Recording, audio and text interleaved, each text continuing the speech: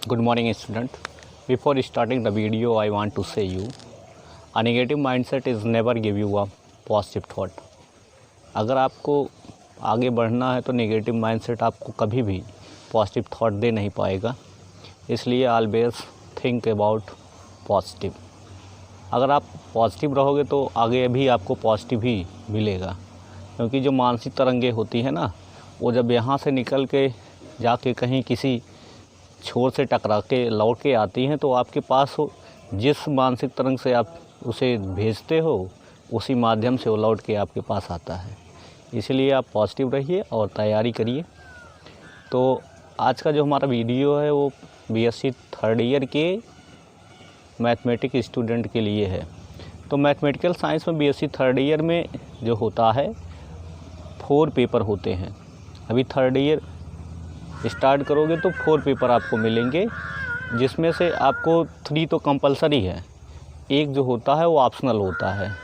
तो जो compulsory paper हैं उसमें एक रियल एनालिसिस है, एक कॉम्प्लेक्स एनालिसिस है और एक numerical analysis and programming in C होता है। और चौथा पेपर जो होता है, बच्चे ज़्यादातर उसे लीनियर प्रोग्रामिंग पढ़ते हैं, कुछ बच्चे उसे टेंसर एंड ज्योमेट्री भी पढ़ लेते हैं। वो आपके ऊपर डिपेंड है कि आप किस पेपर को पढ़ना चाहते हो। वैसे जहाँ तक मेरा मानना है कि अगर आप लीनियर प्रोग्रामिंग पढ़ते हो तो ज़्यादा ठीक होता है। क्योंकि वह एमएससी जब आप फाइनल ईयर में जाते हो तो वहाँ पर एक ऑपरेशन रिसर्च का पेपर मिल जाता है, और ऑपरेशन रिसर्च का जो पेपर है वो लीनियर प्रोग्रामिंग से मैच करता है। काफ़ी कंटेंट उसके वहाँ पर जो है अवेलेबल हैं। तो अगर आप इसे पढ़ोगे तो भी आपका तैयार हो जाएगा। जब हम लोग पढ़ाते हैं तो दोनों क्लास को एक साथ कंबाइन कर देते हैं कि लीनियर प्रोग्रामिंग और ऑपरेशन रिसर्च दोनों एक साथ पढ़ा देते हैं। तो बच्चे जो होते हैं जो प्रोग्रामिंग पढ़ना चाहते हैं वो उसी क्लास में जाके जो है पढ़ लेते हैं। तो यहाँ आज हम रियल एनालिसिस के सिलेबस के बारे में आप लोगों को बताएंगे। रियल एनालिसिस वैसे डायनामिक पर्सनालिटी का है। वैसे भी जो डायनामिक होते हैं उनकी पर्सनालिटी तो लाजवाब होती है, वैसे रियल एनालिसिस भी एक डायनामिक पर्सनालिटी का सब्जेक्ट है और काफ़ी रिसर्च भी इस पे होता है। हमेशा कुछ न कुछ चेंजेस इसमें आते रहते हैं। लीनियर अलजेब्रा भी आपका देखिए सेकेंड ईयर में डायनामिक था। तो यहाँ पर देखिए जो आपका पहला यूनिट है रियल एनालिसिस का, उसमें आपका है एक्सोमेटिक स्टडी ऑफ रियल नंबर्स। इसमें रियल नंबर के एक्सोमेटिक स्टडी के बारे में बताया जाएगा कि कैसे कोई एग्जाम्स उस पर अप्लाई होता है और क्या क्या उसकी प्रॉपर्टीज़ हैं। उसके बाद कंप्लीटनेस की एक प्रॉपर्टी है जो बताती है कि ये आपका जो होता है रियल नंबर का जो सेट है वो क्या है। और उसके बाद प्रॉपर्टी इन आर आती है, मतलब रियल नंबर में क्या क्या प्रॉपर्टीज़ यूज होती हैं। आप नंबर सिस्टम से रिलेटेड प्रॉपर्टीज़ पढ़े होंगे ग्रुप में, तो वो सारी प्रॉपर्टी और कुछ उससे रिलेटेड जो है एग्ज़ाम्स वहाँ पर प्रूफ किए जाते हैं। इसके बाद आर्किमीडियन प्रॉपर्टी भी आती है जो काफ़ी इंटरेस्टिंग है। जो n(x is greater than y) होता है, कोई भी नंबर है उससे बड़ा एक इंटीजर अगर उसमें मल्टीप्लाई करोगे तो वह दूसरे नंबर से हमेशा ग्रेटर निकलेगा, कोई दो नंबर में अगर कंपैरिजन करोगे तो। काउंटेबल एंड अनकाउंटेबल सेट्स आते हैं, कौन काउंटेबल है कौन अनकाउंटेबल है, तो यहाँ पर आपको बताया जाता है। कैंटर थ्योरम भी इसी में इंक्लूड है।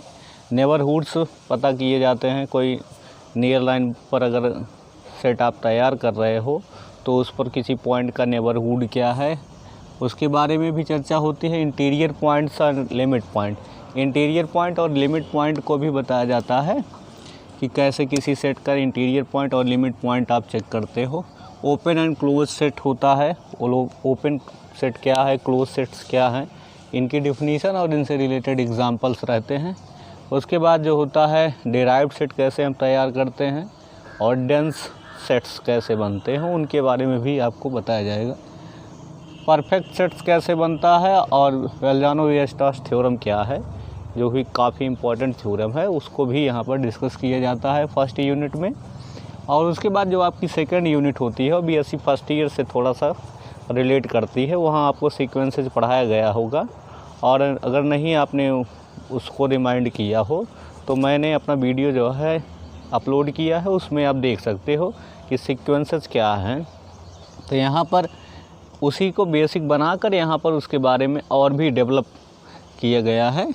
तो सीक्वेंस ऑफ रियल नंबर्स, सब sequences, bounded and monotonic sequences, convergent sequences and Cauchy theorems on limit, Cauchy sequence, Cauchy journal principle of convergence, ये सारी चीज़ें आपको इसमें बताई जाएंगी कि कॉशी की क्या थ्योरम है, जर्नल प्रिंसिपल उनकी कन्वर्जेंस की क्या है, जो जर्नल होती है वो सबके लिए अप्लाई होती है, और uniform convergence of sequences and series of functions, ये भी काफ़ी इम्पोर्टेंट है, जिससे रिलेटेड क्वेश्चन हर साल ज़रूर आते हुए।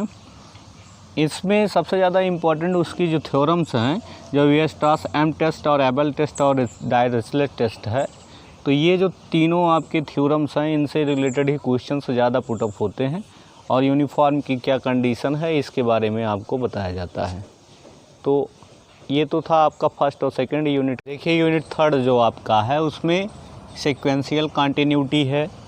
सीक्वेंशियल कंटिन्यूटी कैसे डिफाइन की जाती है, boundedness and intermediate value properties of continuous functions कैसे हम डिफ़ाइन करते हैं उसके बारे में यहाँ पर जो है चर्चा की जाती है। यूनिफॉर्म कंटिन्यूटी होती है जो काफ़ी इम्पोर्टेंट है, यूनिफॉर्म कंटिन्यूटी। उसके बाद meaning of sine of derivative होता है, कैसे डेरिवेटिव का साइन आप उसकी मीनिंग क्या है उसके बारे में चर्चा होती है।